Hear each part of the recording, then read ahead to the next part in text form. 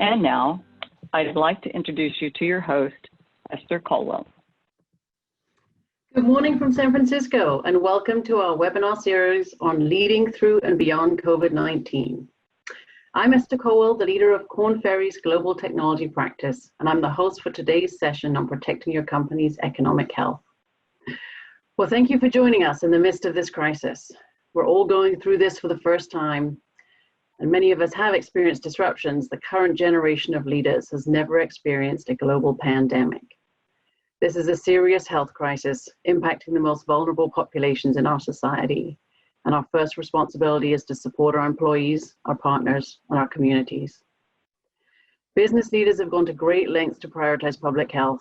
Closing your doors to customers and employees is not an easy decision for any business leader. And yet we've seen hundreds of thousands of businesses do that across the last 3 weeks. Here in the Bay Area, where I live, we're in a shelter-in-place order. And I've got 3 kids next door who are engaged in homeschooling. So, we may get interrupted with a 4th grade math question. At least in the near term, our lives are being transformed in ways we could never have imagined a few months ago. As we put the steps in place to respond to health crisis, our focus will shift to the ongoing operations of our businesses. Today, we're going to be discussing the steps you should be taking to manage the impact of this crisis on the financial viability of your business. We'll present Korn Ferry's current point of view about how to assess the impact, what kind of cost-cutting approaches most companies are likely to take, and how to guide your organizations through those changes. I'm joined by 2 colleagues, Nathan Blaine and Alex Jacobson. Nathan is a leader in our organizational strategy group and the leader of our cost optimization practice. And Alex is a leader in our organization strategy group and the global leader of our M&A practice. Before we get started, I'd like to get a sense for what kind of cost reduction activity, if any, is taking place at the businesses you all represent. We have a quick poll that we'd like you to participate in. If you'll bring up the poll on screen, it's a kind of check will it apply in response to the economic impact of the crisis. 1, has your organization identified a list of potential cost savings measures? 2, has your organization undertaken any cost cutting measures? 3, have your organizations taken cost cutting actions that have resulted in layoffs? And 4, do you expect layoffs in your organization in the next 3 months? All right, well, when ready, Donna, if you will show me the results. We've still got a lot of people voting. 1 second. Still got a lot of people voting. All right, very good. Be interested to see what you say.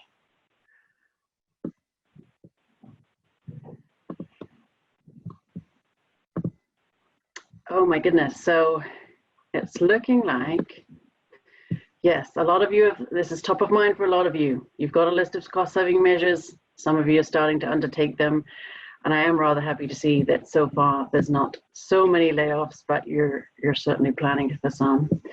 Goodness, this crisis is triggering a lot of different responses. Well, look, let me turn to my panelists. Alex, let's start with you. Thanks for joining us today. How should we be thinking about this? Is this 2009 all over again? Well, first of all, thanks to everyone for joining us today. Esther, like you, I have homeschooling going on with a 10-year-old and an 8-year-old.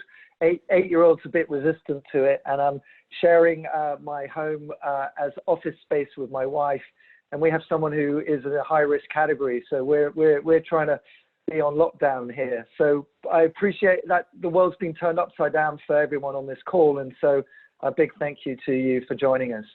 And thank you, Esther, for the question.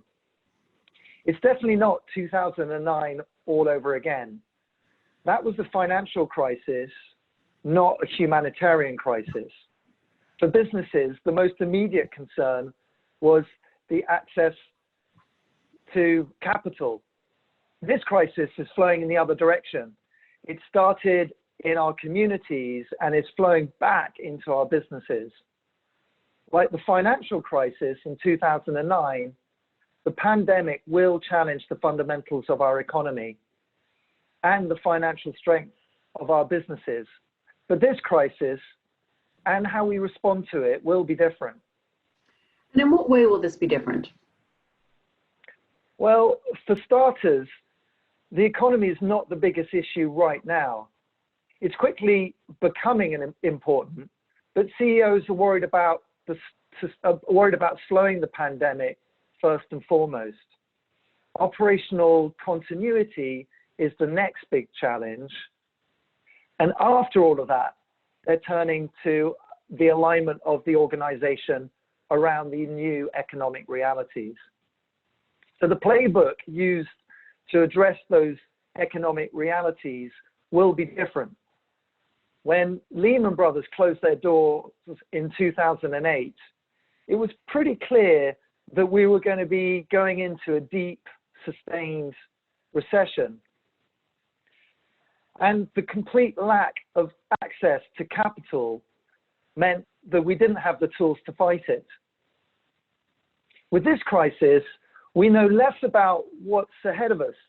So we're going to have to make some more measured responses.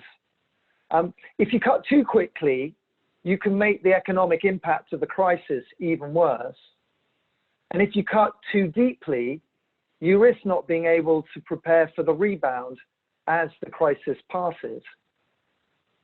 One of our retail clients recently closed their doors, but promised to continue paying wages and benefits for employees, as many companies in their sector have. When asked why they didn't conduct layoffs or even unpaid absences, the head of human resources said, "We can't afford to have our associates looking for jobs elsewhere. They're a scarce and valuable asset for the company. They were before the crisis, and they will continue to be when we come out of this. And make no mistake, the pandemic will end. The nature and timing of containment is highly uncertain, but the virus will be contained. Many of the economic forecasts we've seen so far in Europe and the US show a steep decline in Q2 and a rebound in Q3 and Q4.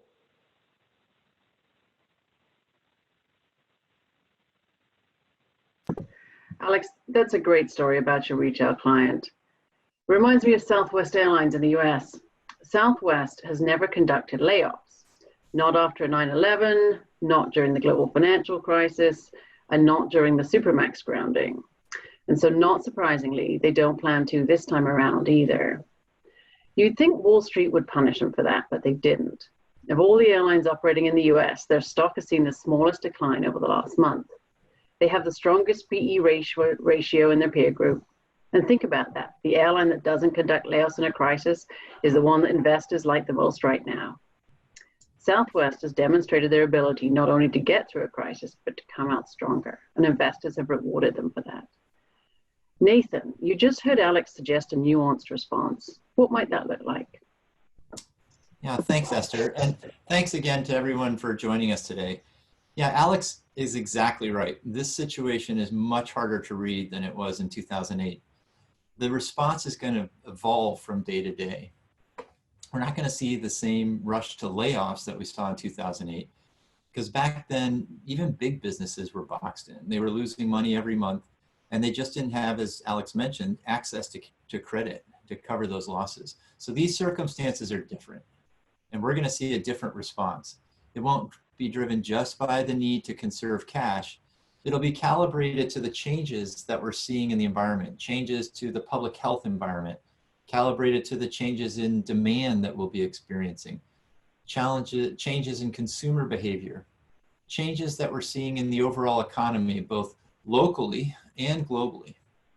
And it will be designed to preserve as much of the operational capacity as possible, the capacity to generate revenue, the capacity to serve our customers and deliver to customers, and the capacity to advance our strategic priorities, to continue to lay the groundwork for future growth.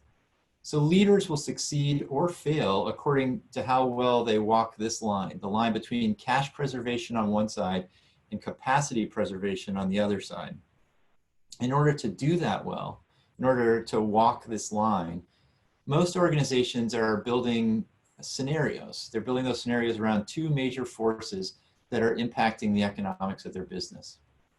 The first is the change in demand. How far and how fast will demand disappear in their industry? In sectors like airlines and hospitality, the change in demand was immediate and it was severe. Governments had closed borders, they had restricted public gatherings, businesses had canceled events.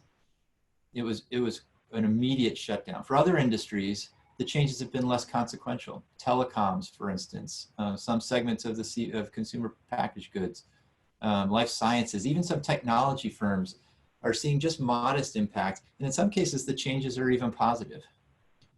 The second variable that every leader is monitoring is the length of time it will take to contain the virus. And this is harder to assess. So we're going to be looking at the experiences of China and Italy, trying to understand what they went through and the phases of the experience there. We're going to be watching for signs that governments and citizens are working to contain the virus. And we're going to be listening to public health officials as they learn more and more about how this virus is likely to behave. And I think that uncertainty is what makes this so challenging. One of our retail clients told us last week that they have enough access to cash to keep employees on the payroll for the next 2 months. But they're in active planning to figure out what to do if the doors stay closed for longer than that. And there's a lot of scenario planning going on. Finance and rewards professionals are on the front line of that. They are working around the clock to define these scenarios and to generate cost savings options for each of the scenarios that they've defined. There are generally 4 scenarios that companies are evaluating.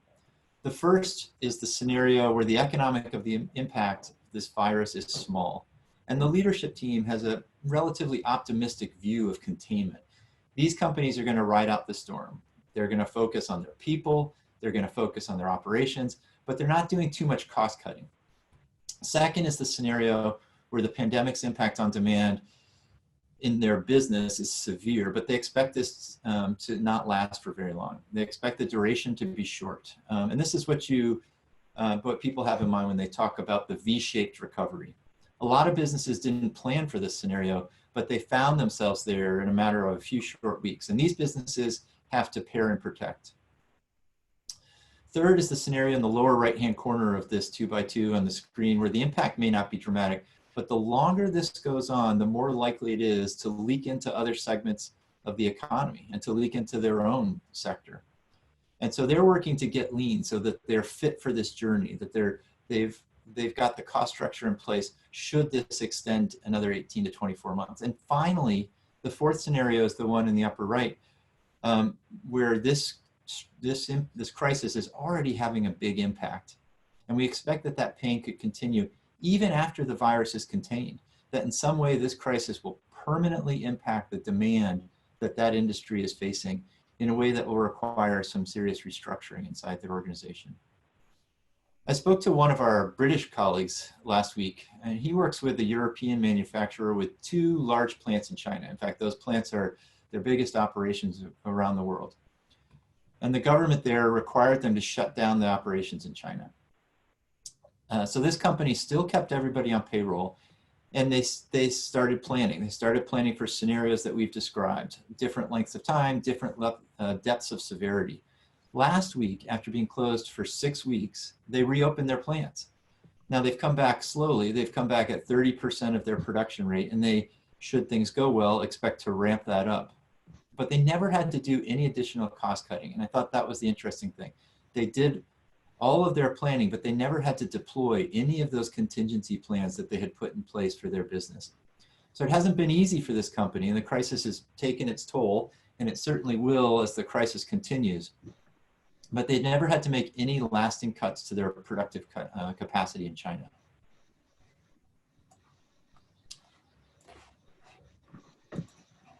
So one of the things that, one of the questions that we're Nathan, getting from, yes. Sorry, such an interesting story. It's hard for us to imagine how this will unfold. We really need to learn from examples of firms that are further along the journey.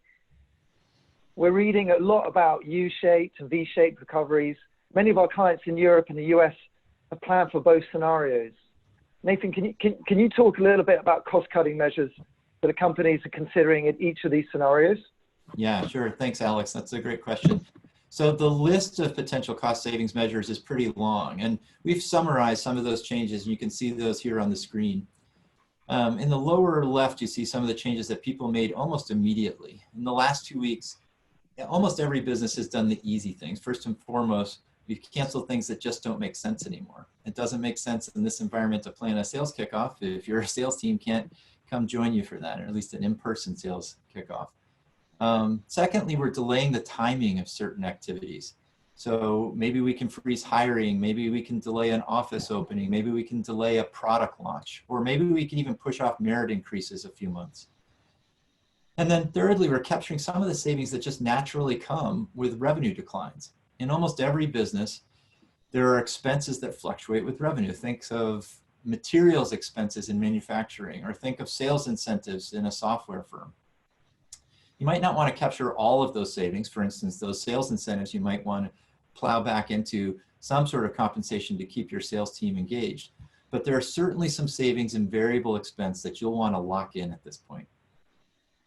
The folks planning for, or in some cases today, living through the pair and protect scenario that you see in the upper left-hand corner of this page, they're cutting more. This is the scenario that a lot of retail organizations are finding themselves in this week and next. So they're considering cuts to executive pay, they're reducing hours, they're asking employees to consider voluntary leave. Again, all of this is with an eye to preserve capacity, to retain those employees, as you mentioned in the story that you told, Alex, to retain employees who've really been the lifeblood of their organization. Businesses in the lower right, the get lean scenario, are focusing on on efficiency projects. So they might tackle a complex and costly process to find opportunities to make that process faster and cheaper and better. Or a company might optimize reward spend. When companies realign their rewards investments around the programs that employees value the most, they can save at least 5% without any negative impact on employee engagement. So those are the kinds of efficiency initiatives that a lot of companies are kicking off so that they're ready in case this goes the distance, in case this is a very long crisis. And finally, for those companies who are planning for that extended period and who are already seeing steep revenue declines, there are a lot of serious measures that they're considering, they're planning for. So undoubtedly, we'll see declines in CapEx, we'll see more M&A, we'll see more layoffs. Every company in this that's planning for this scenario, the restructure scenario, is looking at changes that will dramatically impact the size and the shape and the future of their business. And you have to go into that with real clarity about your priorities and a real clear plan for how you'll execute on the changes. Our experience as an outplacement provider has taught us that the most scarce resource during a layoff is the time needed to prepare. So those organizations are preparing now so that they're ready with counseling and coaching services and the ability to match exiting employees in one industry with needed talent in another. I think these are the headlines that are really creating a lot of panic for employees. And it's probably, these are the most difficult questions that leaders will face in the coming weeks and months. So they're watching their dashboards quickly, and they're watching existing indicators. So they're looking at the key indicators that predict growth in their businesses today. These are traditional metrics. And they're also monitoring new indicators. So they're monitoring public health data. They're monitoring the newly diagnosed cases in the geographies where they sell and operate. They're looking at propagation rates in those geographies. And thirdly, they're paying much closer attention to economic data, weekly job loss data, changes in sectors that are where their clients live. So that's become a much bigger part of dashboards and will need to be as they think about these scenarios. Okay, thanks, Nathan. And thanks for covering for me. I don't know if you noticed, my internet dropped for a few minutes there, and No. you know, it's under a lot of strain here in the Bay Area, I think, with so many users. Welcome so look, back. I think, thank you. There's clearly a wide range of actions we could be taking, and figuring out when to use them is going to be critically important. Alex, I want to turn back to you. This is going to be hard on employees. They're already anxious about health issues. Anxiety about job loss and job security is going to make that worse. How do leaders manage through that? Well, as we've mentioned several times, the first priority is engaging the organization in the battle against the virus. When the CEO of Bank of America was asked whether we were entering a financial crisis, his response was to remind us that this is a healthcare crisis and a humanitarian crisis, saying we're in a war. We're in a war to contain this virus. That was a message to the nation, but it was also a message to his employees. While the bank continues to operate, it also needs to ensure that it's doing its part to prevent the spread of the coronavirus. Yeah, that's a good reminder that leaders need to help us think about priorities in this crisis. It's really a challenging time. I'd like to talk to you about what leaders need to be thinking about as they rise to this challenge. But first, let's use another poll to get a sense for whether we have a battle-tested team leading this change on the line here. So the next polling questions: which of these events has your organization experienced over the last 5 years? A significant reduction in workforce in terms of layoffs of more than 15%, a significant revenue decline, say no more than 20% in a single quarter, or really hasn't experienced any significant disruptions. So I'll just give you a couple of minutes to just check on that poll, and let's see what kind of experiences this team has faced. Still climbing. You've got 475. Oh, getting over 500. Just 1 minute. All right. All right.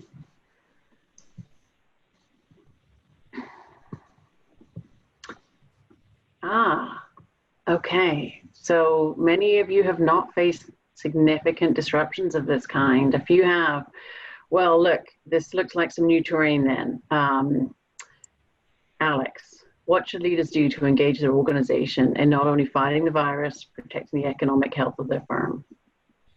Yeah, and Alex, Well, if I could just jump in for a second. There, I noticed on the Q&A, some of the questions that we got were around how do we keep employees engaged? Even if we're not cost cutting, how do we keep employees engaged during this crisis because there's so much change? Yeah, no, I think that's important because some healthcare, for example, they one mention in the chat was that they're not cost cutting, but how do we prepare employees to deal with the challenge ahead of them? Well, frequent and transparent communication are obviously critical.